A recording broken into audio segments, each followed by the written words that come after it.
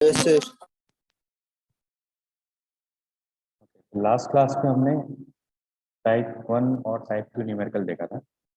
Type 1 numerical कौन सा था, जिसमें हमको टी थीटा डायग्राम क्वेश्चन में ये बनता और उसकी हेल्प से हम जो स्टेप्स बताए गए थे उसको फॉलो करके हम अपने आंसर को निकाल सकते हैं। फिर टाइप 2 क्या था, जहाँ पे हमको टी थीटा डायग्राम गिवन नहीं था, राइट। टी थीटा डायग्राम जब गिवन नहीं है तो हम उस केस में टी थीटा डायग्राम सबसे पहले ड्रॉ करेंगे। ड्रॉ कैसे करेंगे, क्वेश्चन में उसके लिए लैंग्वेज में हमको बताया गया होगा कि किस एंगल पे कितना टर्निंग मोमेंट है, कहाँ से कहाँ तक क्रैंक एंगल पे कितना वैल्यू है, टर्निंग मोमेंट का कांस्टेंट है तो कांस्टेंट गिवन रहेगा, ग्रेजुअली इंक्रीजिंग या डिक्रीजिंग है तो वो गिवन रहेगा। तो वो हमको केयरफुली पढ़ के वो ड्रॉ करना पड़ेगा। फिर उसके बाद वो ड्रॉ हो गया तो सिमिलर वो टाइप 1 न्यूमेरिकल जैसा हो जाएगा। तो उसमें जो हमको स्टेप्स बताए गए हैं वो फॉलो करके न्यूमेरिकल हम सॉल्व कर लेंगे। तो उसका भी हमने एक न्यूमेरिकल देखा था। फिर उसके बाद आता है टाइप 3। ओके, तो टाइप 3 न्यूमेरिकल में क्या है,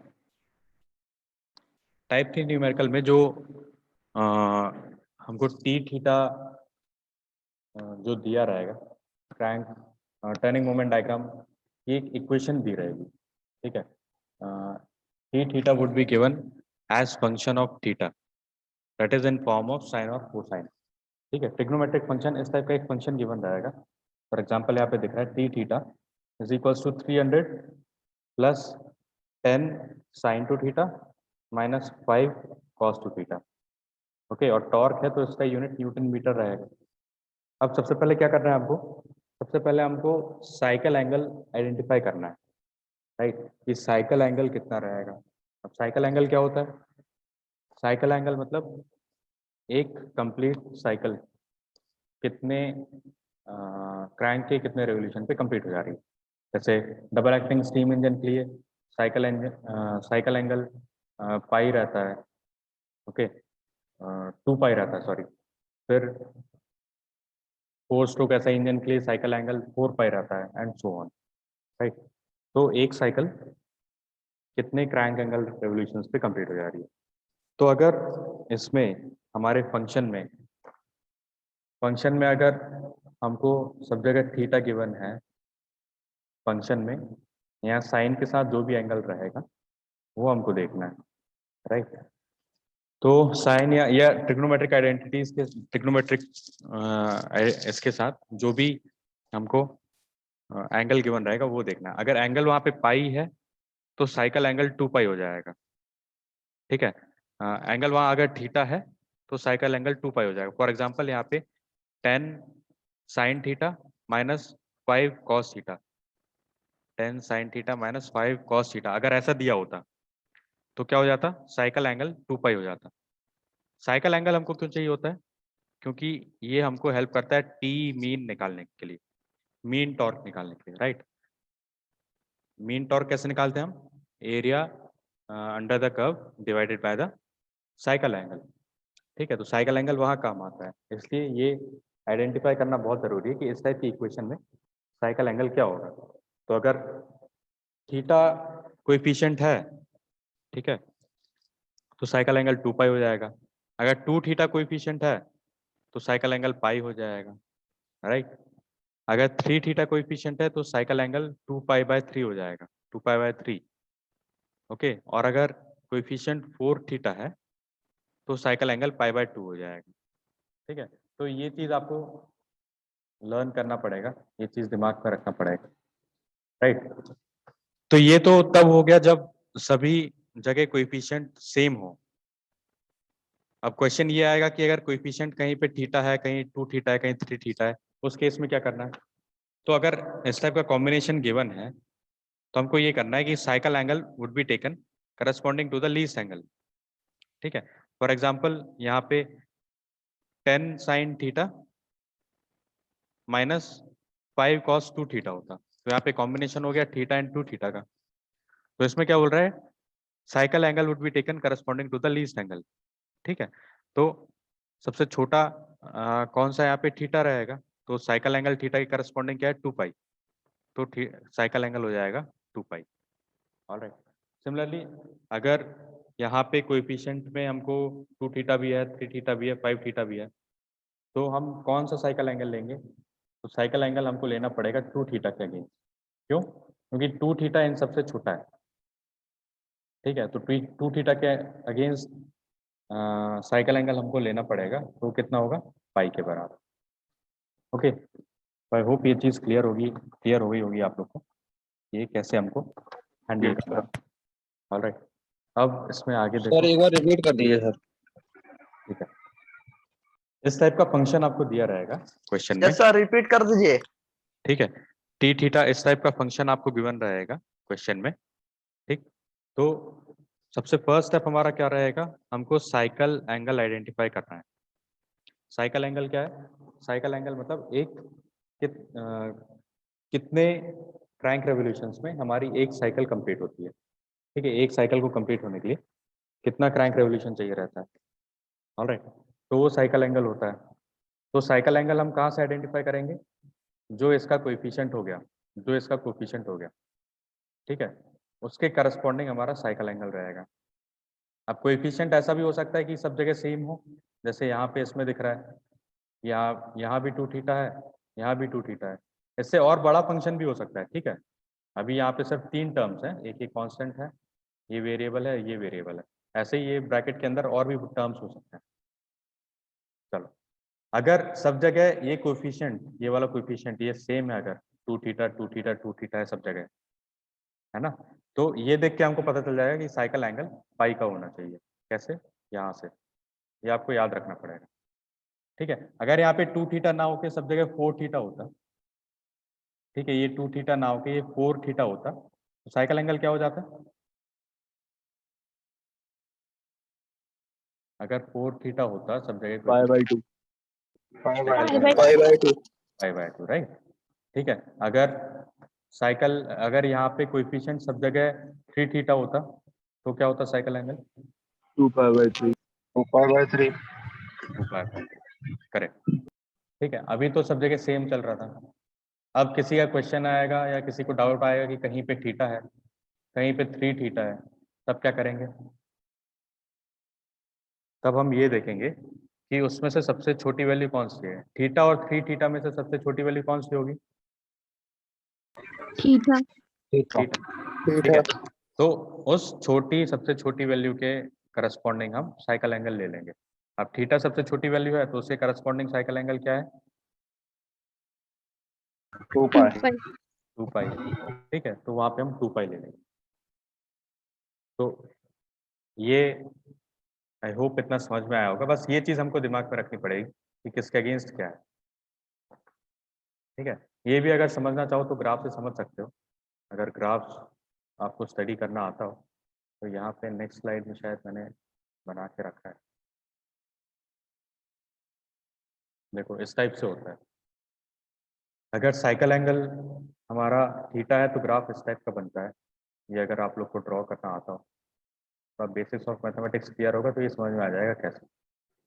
ठीक है, अगर थीटा हमारा साइकिल एंगल है तो ये 2 पाई तक जाएगा। थीटा अगर कोएफिशिएंट है तो ये 2 पाई तक जाएगा। ठीक है, अगर 2 थीटा कोएफिशिएंट है तो ये पाई तक रहेगा। 2 थीटा कोएफिशिएंट है तो ये पाई तक रहेगा। अगर 3 थीटा कोएफिशिएंट है तो ये 3π/2 हो जाएगा, और 4 थीटा कोएफिशिएंट है तो ये π/2 हो जाएगा। फाइन, ओके, उतना डेप्थ में नहीं जाते। नाउ साइकिल एंगल हमने आइडेंटिफाई कर लिया। अब सेकेंड स्टेप क्या है? सेकेंड स्टेप है मीन टॉर्क निकालना। Calculate the T mean.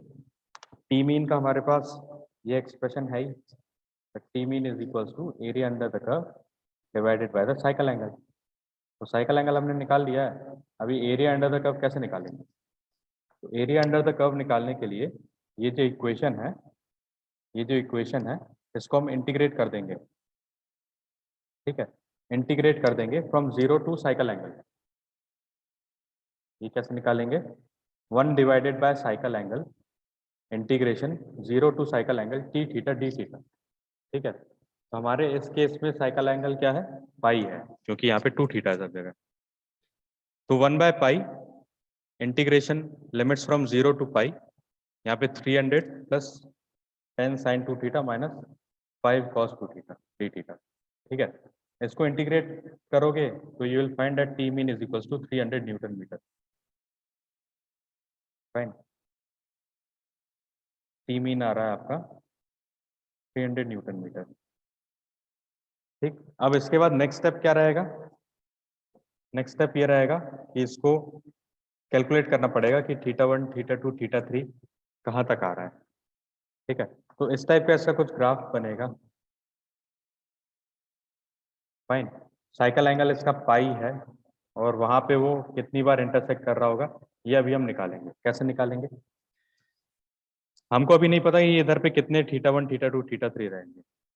ठीक है, ये हमको अभी नहीं पता है, ये हम वैल्यू उसकी कैलकुलेट करने के बाद ही निकाल पाएंगे। तो देखो जहां जहां भी टी मीन की लाइन इंटरसेक्ट होगी हमारे कर्व से, जो भी हमारा एक कर्व है ना जिसकी इक्वेशन हमको दी है,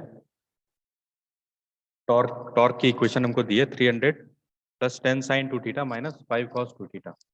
ठीक है, तो इसका कुछ ऐसा कर्व जनरेट होगा।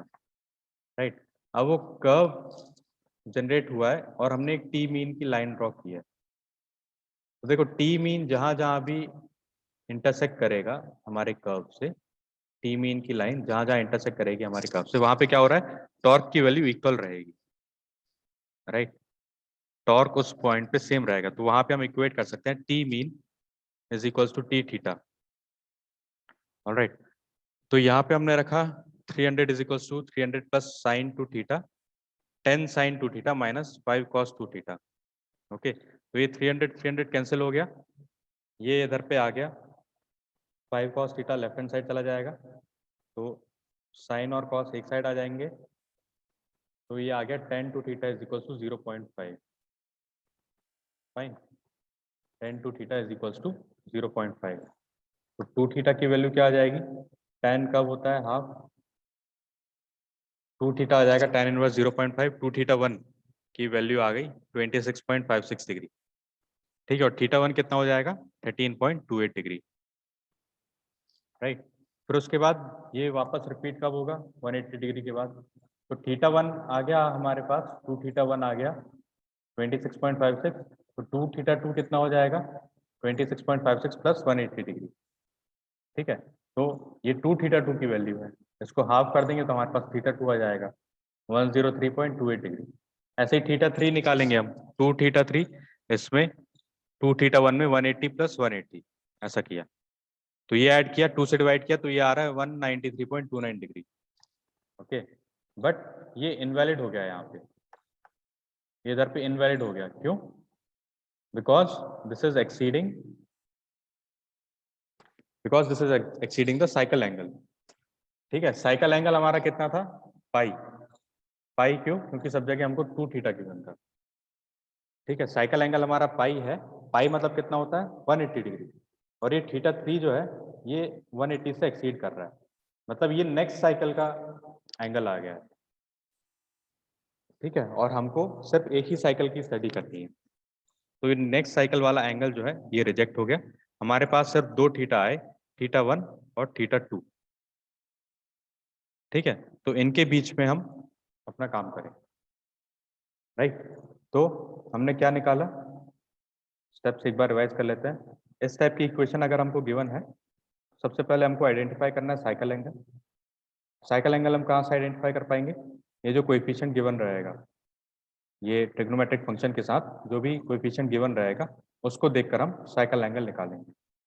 ठीक है, नेक्स्ट स्टेप क्या रहेगा? हमको करना है टी मीन कैलकुलेट। तो टी मीन कैलकुलेट करने के लिए ये एक्सप्रेशन यूज करेंगे, T mean is equals to 1 divided by cycle angle, 1 divided by cycle angle integration from 0 to cycle angle T theta D theta. Okay, तो इसको solve किया, हमारे पास टी मीन की कुछ वैल्यू आ गई। ऑलराइट, अब कैलकुलेट करेंगे theta 1, theta 2, theta 3 and so on, जितने भी होंगे, है ना। तो हम इस चीज को एक्सप्लॉइट करेंगे कि जहां जहां भी टी मीन की लाइन हमारे क्रैंक थीटा डायग्राम से इंटरसेक्ट कर रही है, वहां पे हम ये इक्वेट कर सकते हैं, T mean is equals to T theta. ठीक है, तो यहाँ पे हमने ये इक्वेट किया, इसको सॉल्व किया, हमारे पास थीटा 1 की वैल्यू आ गई, थीटा 1 की वैल्यू आ गई हमारे पास। फिर उसके बाद हमने 180 उसमें ऐड किया, ओके सॉरी 2 थीटा 1 की वैल्यू आ गई हमारे पास, वहां से हमने थीटा 1 निकाला, फिर 2 थीटा 1 प्लस 180 हो जाएगा, तो हमारे पास थीटा 2 आ जाएगा, राइट। फिर ऐसे ही करते करते हम कब तक निकालेंगे, जब तक थीटा की वैल्यू साइकिल एंगल से छोटी हो। ठीक है, अगर यहाँ पे साइकिल एंगल 2 पाई होता, 2 पाई होता मतलब 360 डिग्री होता, राइट, तो हम क्या करते, तब तक वैल्यू निकालते, तब तक वो थीटास की वैल्यू निकालते जब तक वो 360 को एक्सीड नहीं कर जाता। अगर कहीं पे 362 डिग्री थीटा आ रहा होता तो हम उसको निगलेक्ट कर देंगे, राइट। उसके पहले 360 डिग्री के जितने भी थीटा होंगे उन सबको एक्सेप्ट कर लेंगे। ओके, इस केस में साइकिल एंगल पाई था, पाई मतलब 180 डिग्री, और जो थीटा 3 आ रहा था ये 193.28 आ रहा था, विच इज अबव 180 डिग्री। ठीक है, इसलिए हमने इसको रिजेक्ट कर दिया। ठीक, तो इसका टिपिकल डायग्राम कुछ इस टाइप का बनेगा, ये टी मीन लाइन यहाँ होगी, थीटा 1 की वैल्यू यहाँ होगी, थीटा 2 की वैल्यू यहाँ होगी, और ये साइकिल एंगल पाई। तो इस टाइप का कुछ डायग्राम बन रहा होगा, टर्निंग मोमेंट डायग्राम। ऑलराइट, अब देखो टी मीन तो आ गया हमारा, टी मीन हमने ड्रॉ कर दिया, फिर उसके बाद हमको चाहिए होता है फ्लक्चुएशन ऑफ एनर्जी। तो फ्लक्चुएशन ऑफ एनर्जी क्या होगा, area above the T mean line. ठीक है, इसको ई स्मॉल ई से रिप्रेजेंट करते हैं फ्लक्चुएशन ऑफ एनर्जी से। तो फ्लक्चुएशन ऑफ एनर्जी निकालेंगे हम, वापस से हम ये इक्वेशन यूज करेंगे, T theta minus T mean, हमको इतना एरिया निकालना है, एरिया अंडर दिस कर्व निकालना है। ठीक है, अब ये कर्व एग्जैक्टली ना ये कोई प्रिमिटिव शेप नहीं है, ठीक है, ये ना ट्रायंगल का पार्ट है ना सर्कल का पार्ट है, ये कर्व है जिसकी इक्वेशन हमको पता है। तो एरिया अंडर द कर्व निकालने के लिए इंटीग्रेशन का हमको यूज करना पड़ेगा, जो भी इक्वेशन होगी उसको इस लिमिट से इस लिमिट तक हम इंटीग्रेट कर देंगे। ठीक है, तो एरिया अंडर दिस कर्व आ जाएगा, राइट। ये तो पता है ना, आप लोगों ने मैथमेटिक्स में पढ़ा होगा। Yes sir.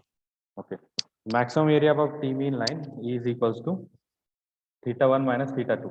अगर हम बस इतना करते थीटा 1 से थीटा 2 तक, ठीक है, तो हमको अगर हम सिर्फ टी थीटा को इंटीग्रेट करेंगे तो हमको पूरा एरिया मिल जाएगा। अगर हम जो कर्व की इक्वेशन दी है हमको टी थीटा, उसको इंटीग्रेट करेंगे तो इतना पूरा एरिया मिल जाएगा।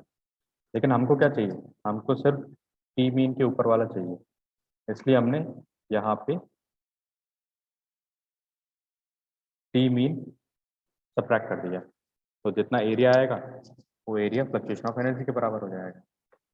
ठीक है, तो अगेन उसको इंटीग्रेट करेंगे, जो भी वैल्यू आएगी वो हमारी ई की वैल्यू हो जाएगी।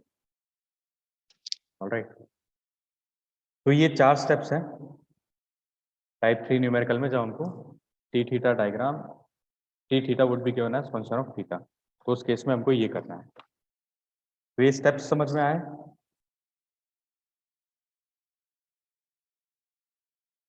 किसी को कुछ डाउट तो नहीं इनमें? चल ओके, चलो इसका एक न्यूमेरिकल देख लेते हैं तो और क्लियर हो जाएगा। The torque delivered by an engine is given by T theta is equals to 1000 plus 300 sin to theta minus 500 cos to theta Newton meter. Okay, तो ये इक्वेशन given है। The engine speed is 250 rpm. Flywheel is 400 kg with radius of gyration of 400 millimeters. Calculate the percentage fluctuation of speed and power developed. Also calculate angular acceleration of the flywheel when crank is at 60 degree from my DC. Okay, तो हमारे पास ये equation given है, हमको engine की speed दी है 250 RPM, flywheel का wait दिया है मास 400 kg विथ रेडियस के की वैल्यू दी है हमको, radius of direction is equal to 400 mm। Fluctuation of speed निकालना है, परसेंटेज फ्लक्चुएशन ऑफ स्पीड और पावर डेवलप। चलो देखते हैं उसको कैसे करना है। तो 2 थीटा है, टी थीटा जो हमको गिवन है, अब देखो इसमें भी जो ये कोएफिशिएंट गिवन है ये 2 थीटा है दोनों जगह, तो 2 थीटा के करस्पॉन्डिंग जो साइकिल एंगल होता है वो पाई होता है। ऑलराइट, तो ये पाई आ गया हमारे पास। अब देखो, अब टी मीन निकालना है हमको, टी मीन निकालना है तो हमको ये इक्वेशन इंटीग्रेट करनी होगी। ओके, ये इक्वेशन हमको इंटीग्रेट करनी होगी, राइट। अब इसमें जो है एक शॉर्टकट ये है कि जो भी आपको ये टी मीन टी थीटा का इक्वेशन गिवन रहती है, तो टी मीन जो रहता है ना उसका फर्स्ट कांस्टेंट टर्म जो रहता है टी मीन वही निकल के आता है। ऑलराइट, इस इक्वेशन को आप लोग इंटीग्रेट करके देखोगे तो टी मीन जो है वो 1000 ही निकलेगा। ठीक है, ऐसे यहाँ पे भी देखो आप लोग, ये टी थीटा जो था, टी थीटा इसमें फर्स्ट टी थीटा में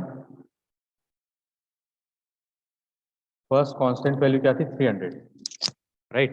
तो जब हमने टी मीन निकाला, इसको इंटीग्रेट किया from 0 to cycle angle within limits, हमारी टी मीन की वैल्यू क्या आई, वही आई जो फर्स्ट कांस्टेंट टर्म था। ठीक है, तो ये एक शॉर्टकट है, बट जब आप लोग एग्जाम में सॉल्व करोगे तो ये स्टेप्स दिखाने पड़ेंगे। ठीक है, एग्जाम में सॉल्व करोगे तब ये स्टेप्स दिखाने पड़ेंगे। अगर डायरेक्टली ऐसा लिख दोगे कि टी मीन की वैल्यू ये है तो वहाँ पे मार्क्स डिडक्ट हो जाएंगे। ऑलराइट, जैसे यहाँ पे मैंने डायरेक्टली लिख रखा है T mean is equal to 1000 newton metre, तो यहाँ पे आपके मार्क्स डिडक्ट हो जाएंगे, है ना। इसलिए आप पूरा उसको शो करना पड़ेगा कि हाँ हमने इंटीग्रेशन किया है, और आखिर में भले आंसर ये लिख दो।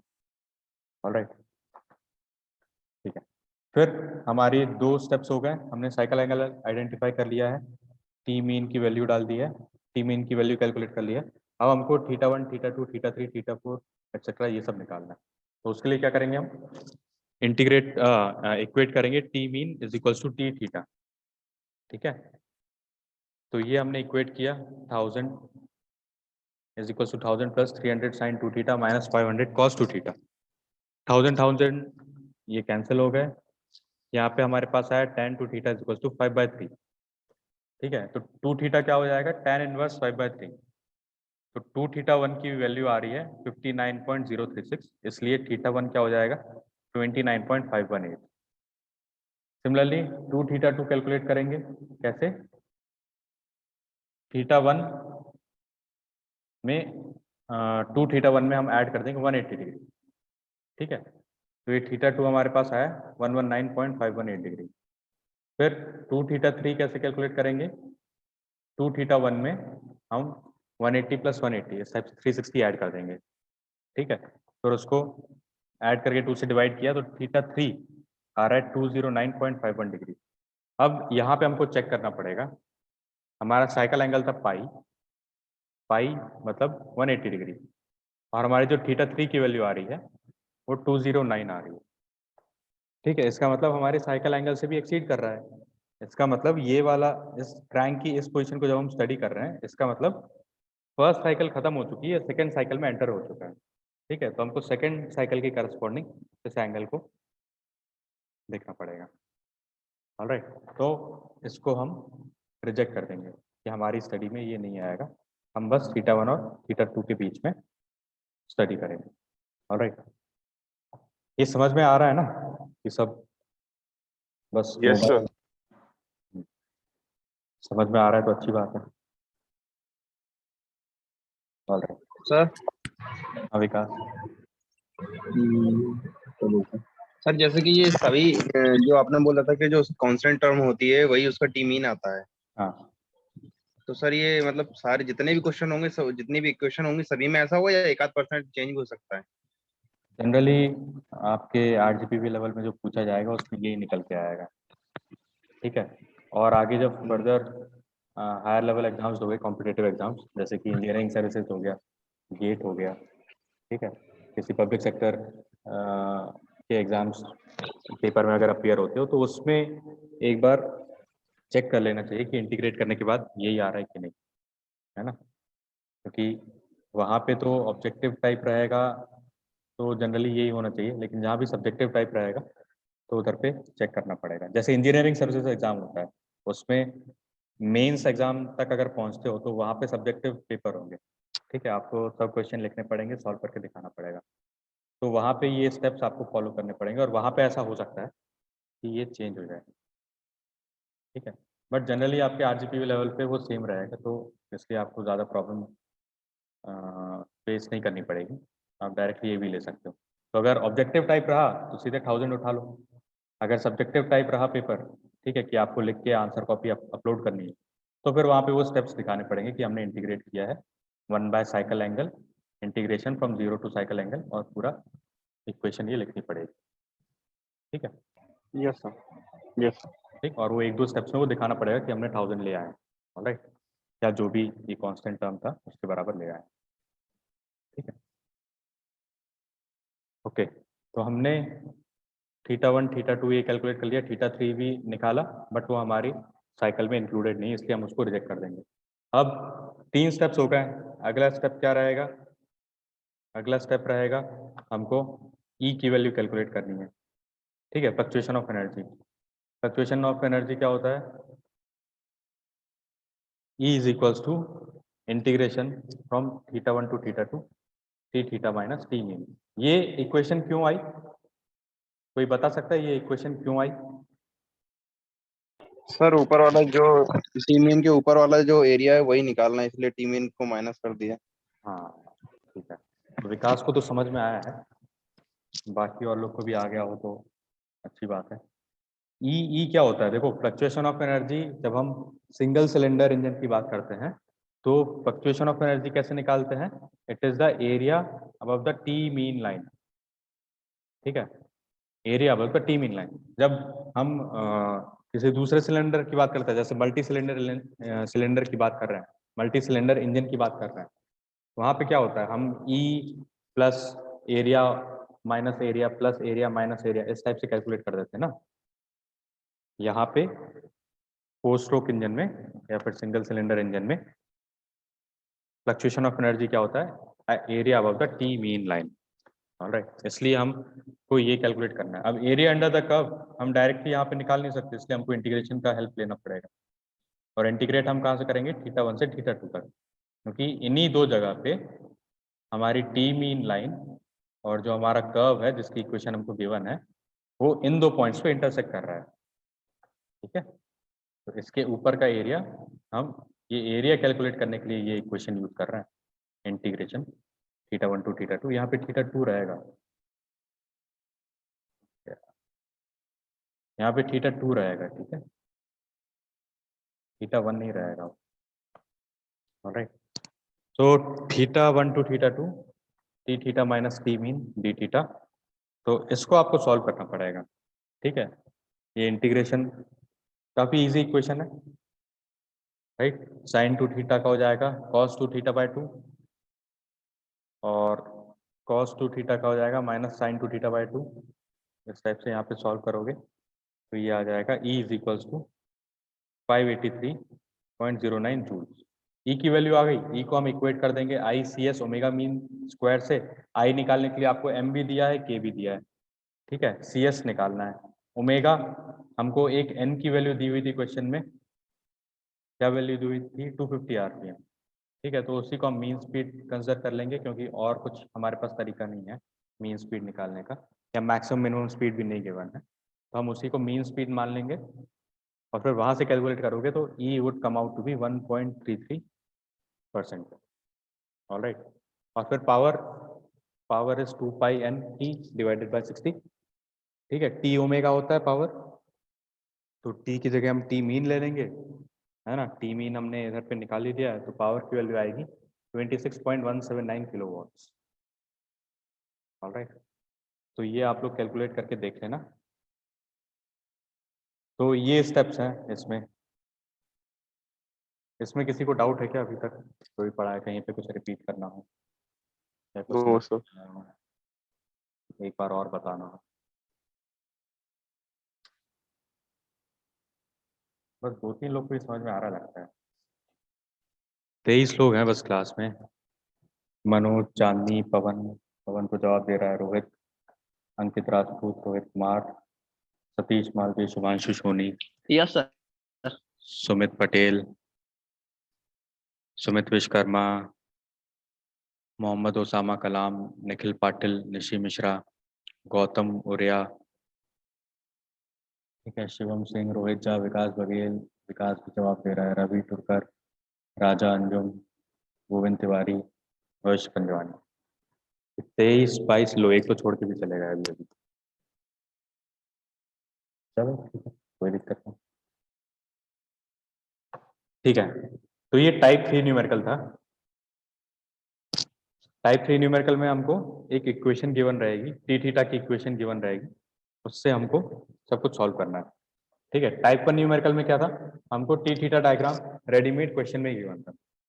ठीक है, टाइप 2 न्यूमेरिकल किस टाइप के थे, जिसमें हमको टी थीटा डायग्राम क्वेश्चन में गिवन ड्रॉ करके नहीं दिया था, बट हमने जो उसमें लिखा था क्वेश्चन में जो लैंग्वेज थी उससे हमने ड्रॉ किया, फिर आगे सॉल्व किया। टाइप 3 में क्या था कि हमको टी थीटा के लिए इक्वेशन गिवन है, तो उस इक्वेशन को यूज करके हमने देखे कि क्या क्या स्टेप्स फॉलो करना है, तो वो स्टेप्स फॉलो करके हम जो भी रिक्वायर्ड है क्वेश्चन में वो निकाल देंगे। ठीक है, अब टाइप 4 में क्या है कि मल्टीपल सिलेंडर इंजन का हमको टी थीटा डायग्राम बनाना पड़ेगा। ठीक है, तो इसमें भी काफी सिंपल है, हम एक सिलेंडर का डायग्राम बना लेंगे और फिर बाकी सभी को उसी के ऊपर ओवरलैप कर देंगे। ओवरलैप करना कहाँ से चालू करेंगे, जितना हमको इसके बीच में डिफरेंस दिया रहेगा कि सब पिस्टन एक दूसरे से कितने क्रैंक एंगल के डिफरेंस पे सिचुएटेड है। ठीक है, तो उस डिफरेंस से हम लोग साइकिल ओवरलैप करना चालू कर देंगे। तो ये इसका जो क्वेश्चन है इसको अभी मैं स्किप कर रहा हूँ। ठीक है, इससे भी जो ज़्यादा इम्पोर्टेंट है वो टाइप 5 न्यूमेरिकल है। टाइप 5 न्यूमेरिकल क्या है, flywheel application in riveting and punching machine. ठीक है, रिवेटिंग और पंचिंग मशीन में फ्लाईव्हील का क्या एप्लीकेशन है और वो किस टाइप से उसके कैलकुलेशंस होते हैं, हम वो देखते हैं। ठीक है, तो 5th टाइप में application of flywheel in punching and riveting machine. अब देखो इसमें अलग अलग टर्म्स आ रहे हैं। E1 क्या है, E1 is the energy required by punching riveting operation and it takes x seconds. ठीक है, एक पंचिंग ऑपरेशन में कुछ x अमाउंट ऑफ सेकेंड्स लग रहे हैं। ठीक है, उस ड्यूरेशन में कितनी एनर्जी की रिक्वायरमेंट है। फॉर एग्जांपल एक पंचिंग ऑपरेशन में एक होल करने में हमको 1000 जूल्स की एनर्जी रिक्वायरमेंट है, तो E1 की वैल्यू वो हो जाएगी। ठीक है, फिर E2 क्या है, E2 is the energy supply during motor during x time duration. ठीक है, जितने टाइम ड्यूरेशन के लिए पंचिंग ऑपरेशन हो रहा है उस ड्यूरेशन में मोटर ने कितनी एनर्जी सप्लाई की है, वो हो जाएगा E2। ठीक है, तो E1 और E2 की बात हो गई। अब small e fluctuation of energy, ये क्या होगा, it will be E1 minus E2। ठीक है, जितना रिक्वायर्ड है ऑपरेशन करने के लिए और जितना हमको सप्लाई हो रहा है मोटर से, इन दोनों का डिफरेंस क्या हो जाएगा, फ्लक्चुएशन ऑफ एनर्जी। ठीक है, इसको एक एग्जांपल से समझते हैं। Let E1 be 10 kilojoule energy required, ठीक है, in one punching operation and it takes 1 second. ठीक है, अभी एक सिंपल एग्जांपल लेते हैं, इसको छोड़ दो। क्या बोल रहा है क्वेश्चन कि एक पंचिंग ऑपरेशन में जो कि 1 सेकेंड में कंप्लीट हो जा रहा है उसके लिए एनर्जी रिक्वायरमेंट कितनी है, 10 किलोजूल। ठीक है, इतनी एनर्जी की रिक्वायरमेंट है, तो ये हमारी E1 की वैल्यू हो गई। अब मोटर से कितनी एनर्जी मिल रही है हमको, तो उसका फर्स्ट केस देखो। A motor of 10 kilowatt is used in this machine. ठीक है, 10 किलोवाट, वॉट मतलब क्या होता है, वॉट म्हणजे क्या, वॉट म्हणजे जूल पर सेकेंड। ठीक है, वॉट होता है जूल्स पर सेकेंड।